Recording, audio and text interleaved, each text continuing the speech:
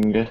And we are live. Welcome to the Free Culture Sports Show. A little bit different lineup today as Doug is out. I am in, and we are rejoined by my father and Doug's father, Dr. Whitfield of Gardner Webb University. He is here today to talk again about basketball with us. Do you want to say hi to the people? Hi, people. So the basketball season, regular season at least, ends on Sunday tomorrow. Just your general thoughts on this season. What has anything surprised you, or has it pretty much gone the way you thought it's gone? Well, overall, I would say that it didn't surprise me in great detail. I mean, small things like Kentucky going undefeated through the, uh, well, 30 games, I guess. You know, things like that. But everybody knew they were going to be good. But like as far as somebody just kind of rising from nowhere and really having a great season, or I guess there was a few that didn't do maybe as well as they would have liked or were predicted at the beginning, but that that that happens every year. I don't see anything just it jumps out at me. It's college basketball and it's a bunch of 18, 19, 20-year-old kids that they're just unpredictable sometimes. So and it's not over yet. So Yeah, that's true. It's not over yet. Um, well, we have the new ACC, and everybody was kind of waiting to see how that would pan out. And if you took all of the teams historically and lined them up, you would not believe that Virginia would be running away with the ACC as long as Duke, North Carolina, Syracuse, Louisville, um, over those four teams just running away with it. So I was going to ask you, have you seen Virginia, Duke, or Wisconsin play any? Because I want to lead into the question of, do you think they have a chance to really beat this Kentucky team? So we'll start with that. Have you seen Virginia, Duke, or Wisconsin play this season yet? a little bit, not like watching a whole game at Hmm. one sitting, but parts of games. And I think Virginia, the defense is really what's doing it for them. That probably that was unexpected, and people thought they would stumble a little bit more along the conference schedule. Uh, Duke is Duke. I mean, they don't have a bad record. No, and they only Uh, they lost two. They lost back-to-back games. So I mean, chop that up to having a bad week, and then they lost to Notre Dame, who was ranked eighth at the time. So that's not a terrible loss. They opened up with like 14 something straight wins, and now they're on like another long streak of wins. So I mean, really that middle season they kind of just stumbled, and that's where their losses have come from. Um, yeah, I've watched them a good bit, and they can score. Their defense isn't nearly as good as Virginia, Wisconsin's, or Kentucky, but they can put up points. Do you think that would give this Kentucky team fits? I think Virginia would give them more problems uh, because if you want to get in a scoring contest, well, put it this way, I don't think you want to get in a scoring contest with Kentucky. Probably You know, not. Probably and, not. and uh, I think it would be harder for Kentucky with Virginia in the defense, and you have to be more patient and work the ball and find the shot. And sometimes young teams, they're a little bit uh, antsy and not wanting to do that. And so if I was Kentucky, I'd rather play Duke than Virginia. Well, I don't know if Kentucky fans at heart would agree if they really want to play Duke or not, but I'm sure they'd like to stick one to them. Right. So, I think they'd like to beat them yeah, at any opportunity. But that all comes. You have no control over that with the tournament pairings. They sometimes I think they try to the selection committee force these matchups down the road. If they win the first couple games at least, and that they're hoping for some of those high profile sort of traditional rivalries in the at least in the Elite Eight, hmm and they always seem to like to see Kentucky have to play Duke or Louisville or something if they can work it out. true. So And or North Carolina, I think they've been paired in the bracket a few times. It just hasn't yes, panned out um, necessarily one way or the other. They do, yeah. There's some. I know that they say that they don't really try to do this, but Duke and UNC haven't ever really been in the same quarter of the bracket, even though they're both in the East. It's they definitely put this after the first four seeds. They definitely start putting the teams in specific regions for different reasons. yeah, I think so. I think there's things that they won't admit, but uh, they're trying to promote their product and get the viewership and make money hmm with the March Madness. That's a big cash cow. So I mean, you can't tell me that they don't make some of those pairings with those kind of matchups in mind. It's true. I believe it too. Um, Well, the next team, so Virginia right now is ranked two, Duke is ranked three. The next team is Villanova, who only has two losses on the season, but yet they basically seem to get no publicity. I tend to believe it's because the conference that they're in this new world where the Big East has been demolished from what it was.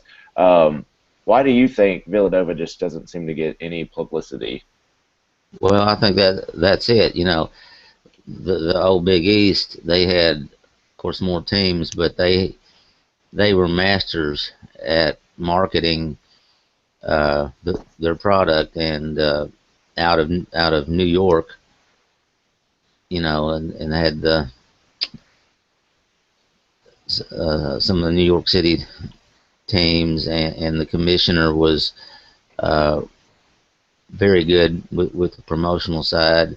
And now they've been diluted, and they have basically those Catholic schools, I guess, that are in there, and so it's not near as strong a conference as it once was. And I don't think Villanova's level of competition is, uh, what it would have been in the past. Now that said, you know, I'm not uh, I'm not denying that they're a good team, but they just might be a little bit overrated on the Yeah. polls.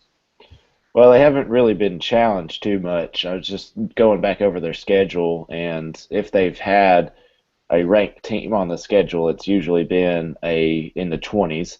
Um, Yeah. One time they played Michigan, but Michigan has now dropped off completely. And Butler was number 18 when they played on Valentine's Day, and that was a 3-point game that Villanova won. Um, they beat VCU earlier in the year. I'm not sure where VCU is now, but that was like the fourth game of the season. So it's really hard to you know, take into consideration games that were in November at this point. Right. But yeah, it doesn't look like they've really been challenged too much outside of that Butler game. I mean, they lost by 20 to Georgetown in January.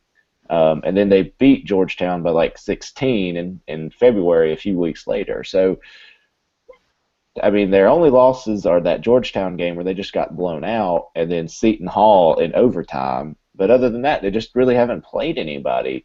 I mean, but credit to them, they've won. But Right, really, in the Big East, the only marquee matchup I could see based on all these teams is Georgetown Villanova. right, yeah, and it didn't used to be. It used to be just almost every game on the schedule, in the old Big East was a marquee matchup. Yeah. You know, day in and day out. I mean, they beat up on each other, but and accumulate a few losses. But then when they get in a tournament, they would have a good showing for the conference, and so it's just not what it was. I think that's all there is to it. But that that that name, just Villanova and the kind of tradition and history. People are still remembering that, and they're in a pretty large market up there in Philadelphia, and that seems to help, um, market size, especially the AP voters. They're uh, just newspaper columnists and sports people, and so they're I don't know. Sometimes their opinion is a little higher, maybe for certain teams than others. But then on the other hand, I mean, they don't differ that much from the. Uh, I guess it's the ESPN poll, the one that's the coaches poll. Hmm. It's Uh, amazing how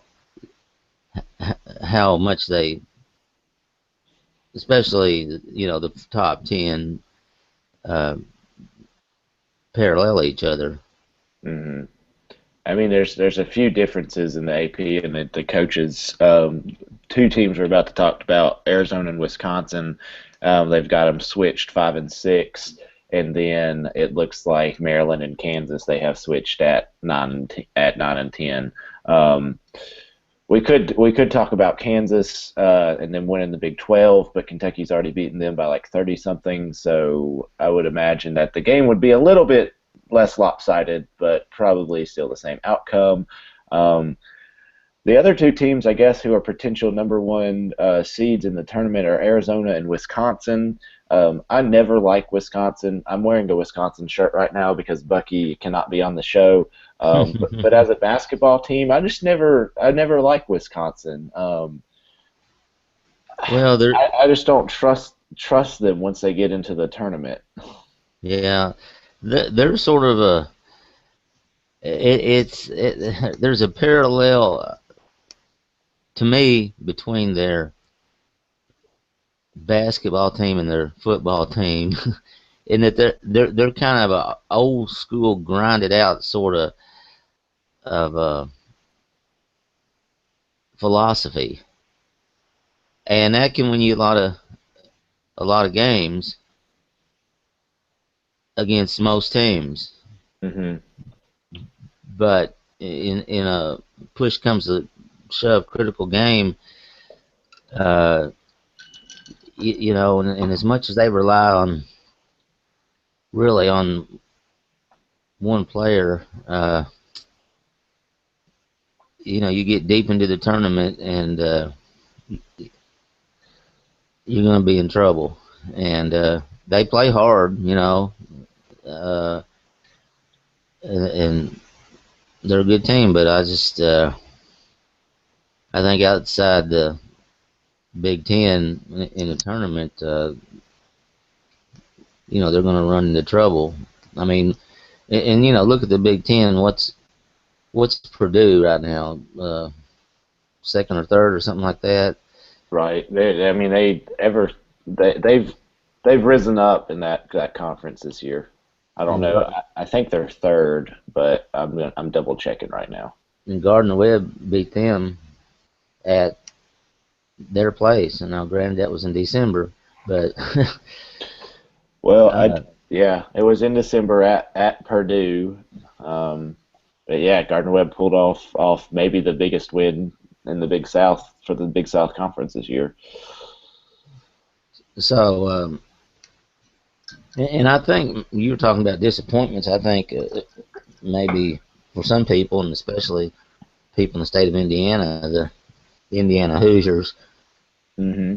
I think the fans up there is kind of panicking over, that they had risen back up and were a good, really tough team for a few years there, but this year they've uh, fallen, and it'll be interesting to see what happens with Tom Crean if they are ready to give up on him yet. Mm. you know. Yeah, we'll see. That could be one thing that's surprising. It's just kind of almost the fall of the Big Ten. At least with like Michigan State and Ohio State not being quite up to where they've usually been. Indiana, they had a few good recruiting classes with Oladipo and Zeller, and those guys are now gone. So I think that they might need a year or two to see if they can retool, um, or if they're just going to stay where they're at. I just checked. There's a log jam in the Big Ten. Wisconsin is leading by like 2 games, and then newcomer Maryland is second. And then there's 4 teams that are tied at 11-6 in the conference, which includes Mhm. Ohio State, Michigan State, Iowa, and Purdue. Um, Okay. so Purdue is, I guess, tied for third at this point. Who knows what the tiebreakers are and all of that, but Yeah. at this point they're tied for third. Um, and so I guess the last possible team that we could talk about for potential number 1 seed, maybe give Kentucky fits, is Arizona, who at the beginning of the year I think was projected number 2, right behind Kentucky. Some people Please. had them number 1. I remember Kentucky wasn't unanimous, at least in maybe the AP poll. It was Arizona, and they've lost now 3 games by a combined 9 points. All games were on the road. Um, they have 4 wins against ranked. They were ranked teams at the time, and they have 0 losses against any ranked teams at the time. But they're sixth in one poll, five in another. From what I've seen, I would consider them better than at least Villanova, but maybe it's because they're a West Coast team and we live on the East Coast, but I just haven't heard a lot about them either. They beat Utah twice. Um, is the Pac-12 just not good, or is that why we're not hearing about them, or is it just because it's West Coast? Well, I think partly both. Pac-12 is down. It seems like, uh, to me, there was some high hopes at the beginning of the year for, uh, some of the teams out there that haven't really materialized that much. And but on the other hand, the play their games late because of the time zones, and here in the Eastern Time Zone, we might see a clip on ESPN or just the roundup of scores in the paper. But as far as really having much opportunity to see them play and to follow them, uh, that's no, that may be part of it too. Uh, but they like you said, the 3 games they lost are on the road. Hmm. By a Now, combined 9 points. you get in the tournament, and I mean, all the games are on the road. So, Right, but they don't uh, have the same environment that an away game has, where you've got 10, 15,000 fans yelling and screaming against you. In the tournament, it's more lackadaisical fans, big stadiums, not full capacity. I actually think that the neutral site games offer a better comparison of what teams really are than the go to a hostile environment and when the home team is jacked up with their fans and ready to go, and then the neutral site game it's more of a who's bringing it this game. I think the fans play into it some, and so they didn't lose a home game and all of their away games were close. Now, you're right. None of the games are at home, so they won't have their home fans behind them, um, cheering them on, at least as much as they do when they're at University of Arizona for their games. But I mean, we'll see. I just checked what Joe Lunardi, the I guess the ESPN basketball tournament guru, has. He still has right now 7 teams in from the Big Ten. I think that's a little much, but he has Purdue and Indiana in his last 4 in. So potentially they could have anywhere from 7 to 5 teams. He's got 6 from the SEC, which is to me outstanding. Yeah. I mean, he's got Georgia up as an 8th seed currently. I mean, outside of Kentucky and Arkansas, I mean, I think those are the only 2 ranked teams in the SEC right now. Hmm. I'm just surprised that so many of them are getting. I mean, he's got, like I said, Georgia as an 8th seed, which is crazy high. But good for them. The Big Ten has 6, or Big 12, I'm sorry, has 6. That might be the best conference, at least as far as having some talent, ranked talent, some I guess moderately good teams with Kansas and Baylor. And I know I'm leaving out some of the West Virginia, and then oh gosh, I think I'm leaving one out, but I can't remember who it is. Iowa State, that was the one I was thinking of. So Yeah. they're gonna. I think 6 is probably right for them. Big East has 6. I don't even know who's in the Big East anymore, but I think Butler and Villanova. I'd have to look to see if he has Georgetown in. ACC has 6, and then it drops off from there. And like we were talking about with the Pac-12, he only has 3 teams in from the Pac-12: Oregon, Arizona, and Utah. But he's got UCLA in his first 4 out, so they could potentially play their way in. And the Big 12 get 4 teams. But yeah, it just seems like the Pac-12 is down this year. Yeah. And again, it's kind of like always the so-called power conferences or bigger conferences. They may have um, 9, 10 losses or more, and he's still got them in. And then you go down to the mid majors, and team could have 2 losses, or something, and just because they're mid major, it's like you got to win the conference tournament to get in. So that's not any different than than usual, but it seems a little bit to me like a lot of times there's some teams that you finish in the bottom half of your conference. To me, really, I don't think you deserve to get in the tournament. Mm-mm, not at all. If there's that many teams in the conference that are better than you, then not at all. Um, I completely agree. Now, well, you mentioned this, the mid majors, and so that's a good segue into Murray State, your alma mater. I believe their winning streak is now up to 25 games, second longest in the Right. nation and second longest in the state of Kentucky. Um, Right. they are now 27-4, haven't lost a game since November 29th when they lost to Valparaiso. Same thing we talked about with kind of Villanova. When you're a mid-major team like that, you just don't have the marquee games on your schedule. No. But you got to give credit to teams that always go out there and find a way to win. Um, Now they play, I think, Belmont.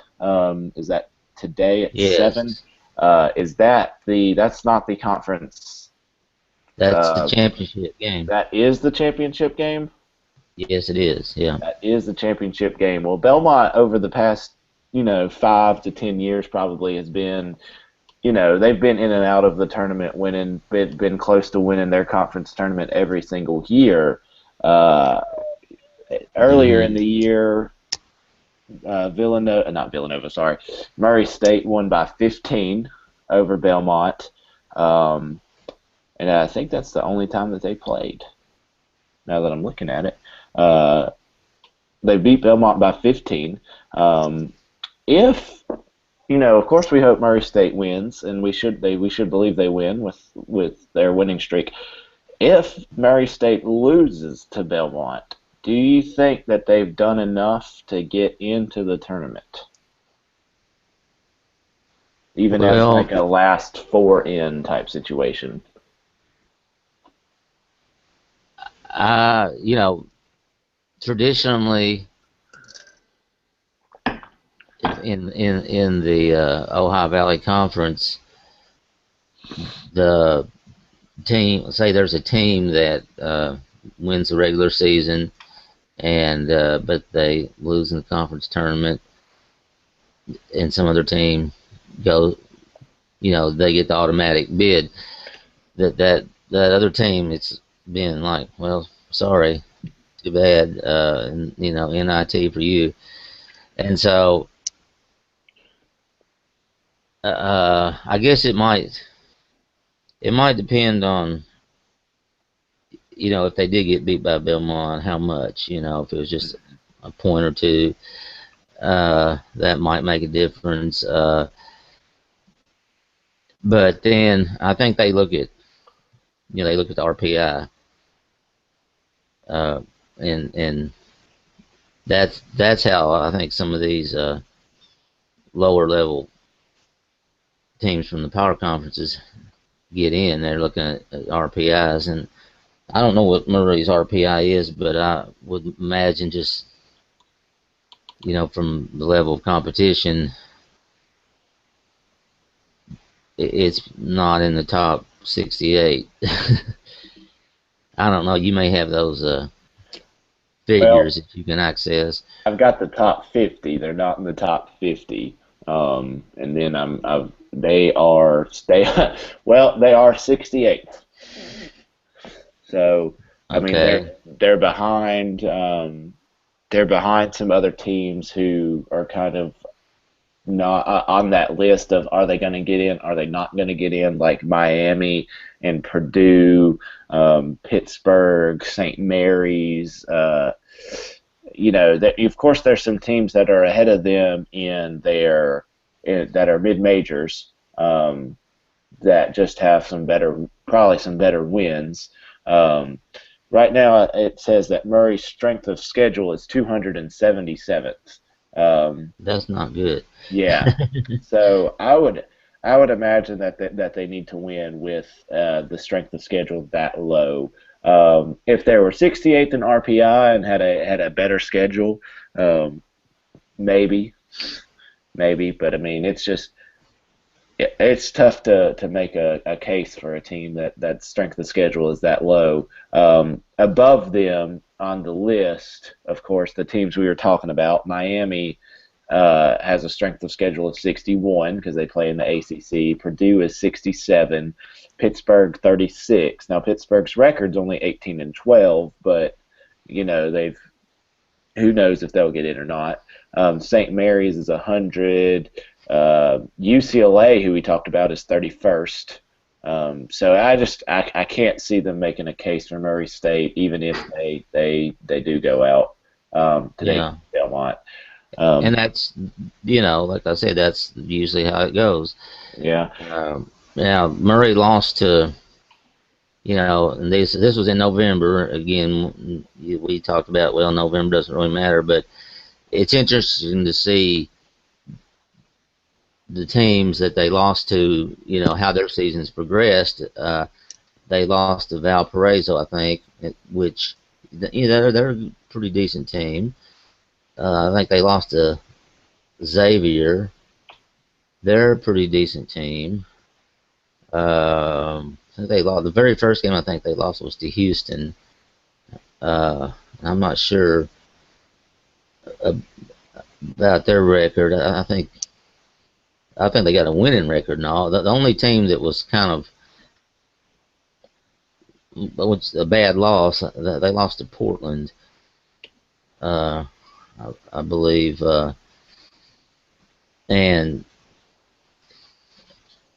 again, I think the committee does a little bit take that into account, when the losses were, uh, and if they're early, and then you got better, and you get on a winning streak, and are hot near the end, that a lot of times helps, but it helps more if you're in a big, conference with name recognition, and Murray's not. So Yeah, yeah, they're not. I just feel like they're going to have to win tonight. Yeah, I'm sure they feel the coach is telling them they all know how it works. We got to win to get in. yeah, it's true. Houston does not have a winning record. They had a winning non-conference record. They were 8-4, Okay. but when they got into conference play, they've been awful. Okay. They're 3-14 in the conference, and they've won their last two games in the conference. So at one point they were 1-14 in the conference. Mm. So they just, who knows why that is the case. We don't follow Houston basketball. Yeah, the last team that we do follow is Gardner Webb, who beat High Point last night in overtime by 1 point. They get Coastal Carolina in the next round. Gardner Webb has beat them twice this year, including a 15-point win that was at Coastal. And I'll go ahead and put this before I ask you what you think about Gardner Webb. Longwood knocked off Charleston Southern, who was the number 1 seed. So first off, can they? I mean, of course they can beat Coastal. We're not going to say they can't, but do you think they will beat Coastal? And if they get past Coastal, do they have a good chance at making it to their first time into the big dance? Well, of course, the game is Coastal's home floor. That's what the tournament is. But they know they can beat them there because they did it rather convincingly earlier, and I'm glad that the Coastal won last night, because I don't think Gardner Webb matches up well with UNC Asheville. That Mm. they have a much better chance with Coastal, and Coastal has at the end of the season they kind of fell off a little bit. Uh, the I think the teams that are left, the 4 that are left, are 3, 5, 7, and 9 seeds. Odd numbers, Yeah. except for 1, and uh, so these are all teams Gardner Webb can and has beat. I think they split with Winthrop, and I don't know if they beat Longwood twice or split with Longwood, but they're certainly capable. But they're sort of a up and down team on any given night, and right now they're kind of riding a winning streak here in positive momentum. Just and the guy that was the high scorer last night for him, 24 points, he came in off the bench. Yeah. So they got to feel good about that they got somebody on the bench that can really help them out. Uh, but a lot of it depends on with them with the 3-point shooting, um, and shooting. I guess shooting in general. So, do I think they'll win tonight? I think they are certainly capable. Um, but these big South tournaments are always crazy. Yeah, I mean, Liberty, either last year or the year before, it was Liberty who won, who was like the last team who got into the tournament. I mean, it was ridiculous. They had a losing record. They got into the last four. I mean, the first four games of the tournament. Now the first round. I don't know what they're calling it now, but they got into that with a losing record. They just won They just won the tournament. I mean, that's Yeah, that's the way it goes. get on a roll somehow, and in that tournament, that's the kind of stuff that happens. And you see Longwood there, the ninth seed, and they're in the semifinals. So, and Garden Webb's the seventh seed, Yeah. and they're in the semifinals. So it's always seems like it's a tournament where anything can happen. But if you're the number one seed, watch out. Yeah, it doesn't tend to go well for the number one seeds in the Big South. Um, I will say you were right that they split with Winthrop and Radford. They did beat Longwood twice once by 12, once by 9. Um, they lost to UNC Asheville twice, one by Yeah, 25 and one by 3. But so, it's a good thing that they're not running into them. right. They beat Coastal twice, once only by 2, but once by 15. Um, and then who was the last team in? You said it was Longwood, Winthrop. Winthrop. Winthrop games were close. They lost by 3 and they won by 1. So Yeah, and the one they lost down at Winthrop, they lost it. They blew it.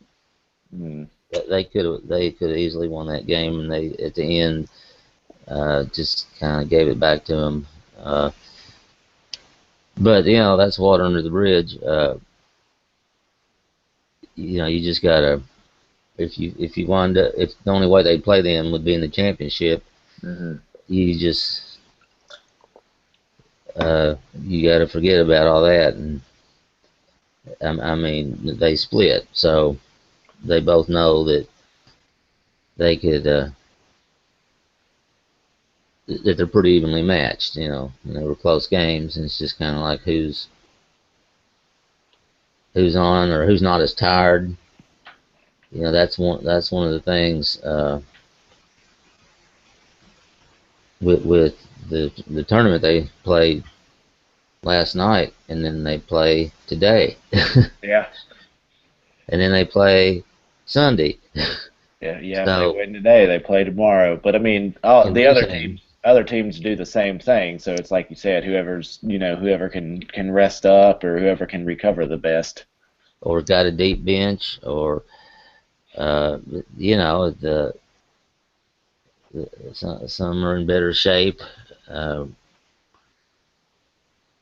it's a time to suck it up, and then if you have one of your uh, top players get into foul trouble, that uh, certainly can change the complexion of things. True. And I don't know that Garden Weaver's had a whole lot of that this year. With people fouling out. Um, some teams are more aggressive than others and have more uh, during the course of the season. More people fouling out and getting that fourth foul and then having to be pulled out at a critical stretch, maybe late in the game, and save for the last few minutes. But you don't want your